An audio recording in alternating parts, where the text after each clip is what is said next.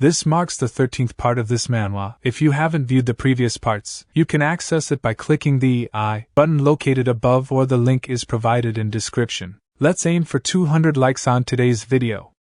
At Daming Palace's northern gate, the leader of the Heavenly Elemental Squad's first group, Seo-jin, announced that all preparations for departure had been completed.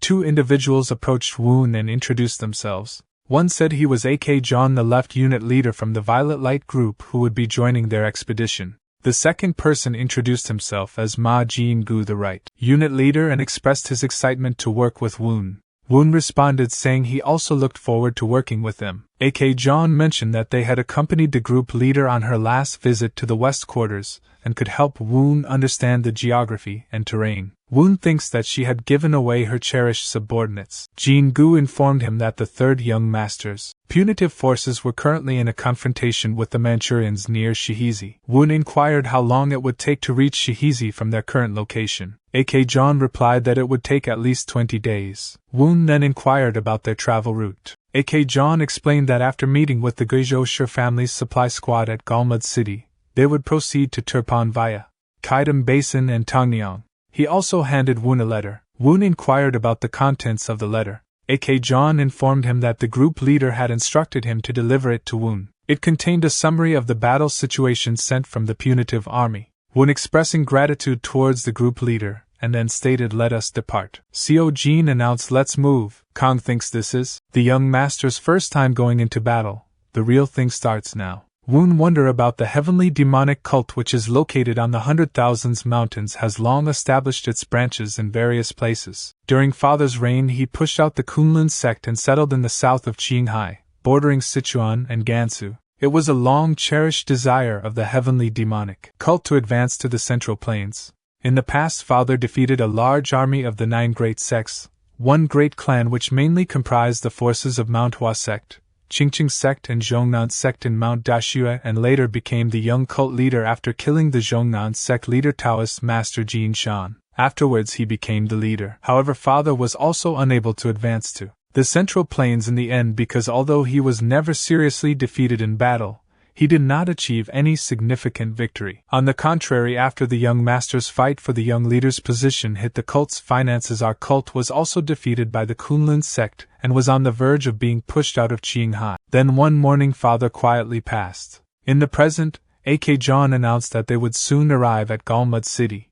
Galmud City served as a transportation hub connecting Sichuan and Kaidam Basin, and also served as a gateway to Xinjiang and Tibet. Woon believed that Xinjiang and Tibet mostly consisted of highlands, wilderness, and deserts with harsh climates. However, he also acknowledged that the Tian Shan of Xinjiang and Tibet's Horse Road were important trade routes that connected the western region with the Central Plains. Suddenly they were stopped by the head of the supply squad. He introduced himself as Soaring Full Sword Shurzo and greeted the vice squad leader.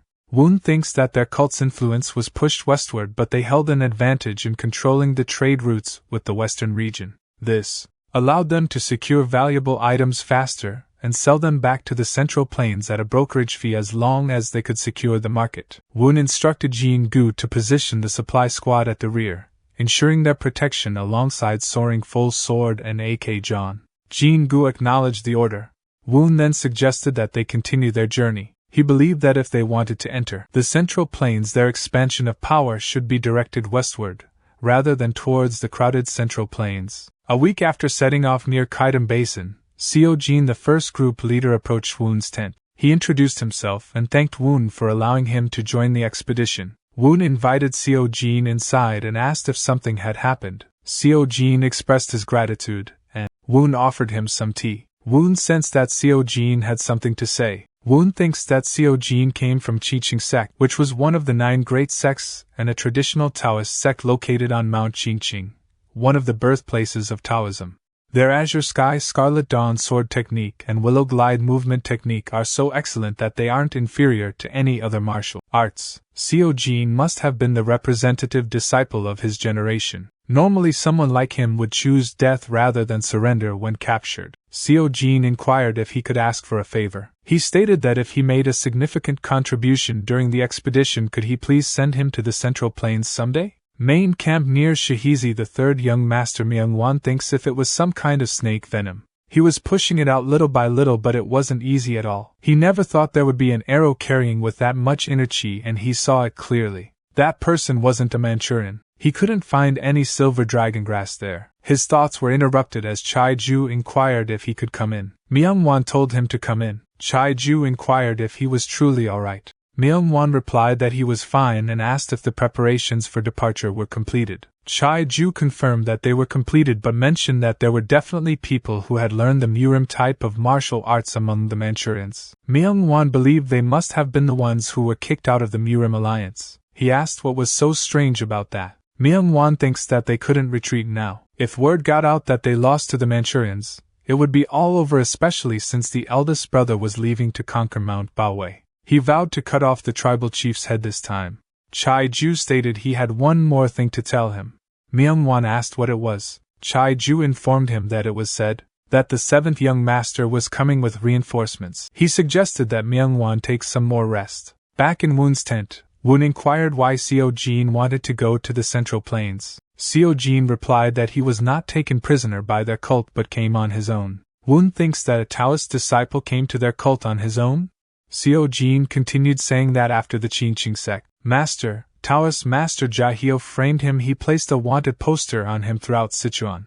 It was because he knew the evil deeds committed by his son. His eldest son Jun was a brute who rejected even the Taoist title. In the end, he even raped my junior sister, leading her to commit suicide out of shame. When he requested his punishment, Taoist Master Jia actually blamed him for the crime. Instead, Woon wondered why Taoist Master Jia spared the life of the first group leader. He questioned if it was due to mercy or a sense of conscience. His thoughts aligned with Seo-jin's statement as he thought about how he had survived by risking his own life to escape. He believed that he had to become stronger than his enemies, even if it meant running away and bearing shame. Afterward, he immediately began his seclusion training, but no matter how hard he tried, he couldn't overcome his inner demons. He had come close to losing his life multiple times and had even contemplated suicide. However, he managed to survive and join their cult to plan for his future. Since then, he had been diligently practicing martial arts without taking a single day off. Nevertheless, he felt immense guilt towards his junior sister and couldn't continue living this way. That's why he pleaded to be sent to Mount Qingqing. Woon pondered if Seo-jin's words were true and considered the possibility of using a small opening to cause significant destruction. 10 days after their departure, A.K. John exclaimed, "We've finally arrived in Tongniao." Peng Hyunchong observed and stated that he can see the White Tiger Squad's flags everywhere here. Chia Lang inquired, "Are they requesting reinforcements for the punitive force? Who is leading them?" Xian Wu replied he is the vice squad leader of the Heavenly Elemental Squad. Chia Lang inquired, "Where can we find the Heavenly Elemental Squad?" Xian Wu replied he is not sure since they don't always disclose everything to them. Chia Lang respectfully greets vice squad leader. Woon stated it has been a while. Group leader Chia Lang wondered what does he mean by it's been a while. Isn't he just a kid? A.K. John stated not only is the second group familiar with this area's geography, they also know a lot of the Manchurians, so they will definitely be of help to him. Chia Lang still thinks about what does he mean by it's been a while. Xian Wu whispered, "Group leader, he's that little kid from back then? The one who sealed your pressure points." Chia Lang whispered back, "Shut up. He remember him now." Xian Wu whispered, "Group leader, let's pretend not to know." Chia Lang replied, "Shut up. He will take what happened back then to his grave." 15 days after departure near Turpan, Woon stated, "We will finally arrive at Turpan tomorrow." Have the scouts of the White Tiger Squad sent from Tangnyang returned? Chia Lang answered, "Yes, young master. It is said that the third young master's punitive forces, which are currently stationed in Shihizi, and the Manchurian forces in the north are confronting each other. It's also said that the third young master's forces number approximately 1,000. Woon asked, 1,000? Chia Lang confirmed. That's what it looks like. Soaring full sword Chuzhou thinks in addition to the third young master's guards, there are at least 5 masters who are currently supporting him. Who would have thought they would have such a hard time? Woon inquired, how long does it take from Turpan to Shihizi? A.K. John replied, it will take 2 more days, young master. Woon suggested, what if we don't stop by Turpan tomorrow and take a detour to the north? A.K. John responded, to the north? Then it would take a total of 4 days. Woon decided then it would be better to take a detour. AK John stated then we will be late in joining the punitive force. Woon declared we won't be joining them because they're going to pass Turpan and attack the rear of the Manchurian forces. 5 days later at the Shahizi Manchurians' camp, Woon considered the killings to be pointless as they only spread the smell of blood. As expected, the main forces of the Manchurians were concentrated at the front, while the rear forces were sloppy. Woon believed that after neutralizing their forces all the way to the center they must quickly find Yaryu. Reflecting back to 5 days ago, when Woon had stated that they would not be joining them, as he planned to pass Turpan and attack the rear of the Manchurian forces. Seo Jin had expressed concern about the enemy numbers being over 1,000 while they only had 100 soldiers. Woon had confidently stated that they would launch a night raid, as there was no solution as effective as that when outnumbered. Seo Jin had argued that it would only be possible if they had the upper hand considering their previous failed night raid. Shirzo had added that they had received reports of Central Plain people among the Manchurian soldiers, and they couldn't take them lightly. Seo Jin had suggested that they reorganize the battle lines and discuss strategies after joining the punitive force. Woon had countered by stating that the fight would only be prolonged during winter and inquired if they didn't want to end it quickly. Except for Woon, all of them thinks to themselves that he wasn't wrong. Furthermore, they had been pushing themselves for the last 10 days, and despite his lack of combat experience, they couldn't help but consider his desire to launch a night raid in this situation. Their thoughts were interrupted as Woon declared that it was said that one couldn't stand without faith and asked them to trust him. He stated that the Heavenly Elemental Squad would be the vanguard and he would be standing in front of them. Seo Jin couldn't help but think to himself, the Heavenly Elemental Squad will be the vanguard.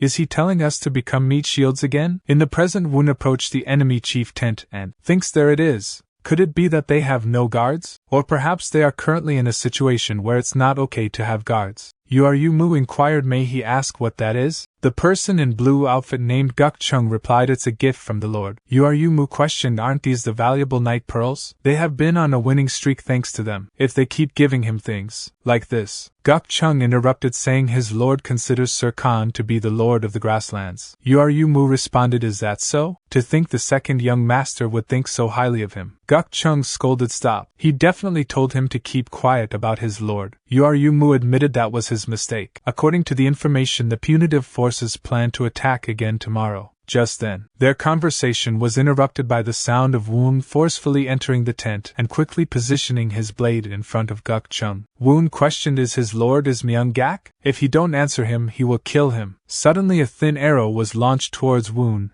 but he easily blocked it with his sword. Yaryu tried to escape, but Woon struck him from behind, causing him to crash to the ground.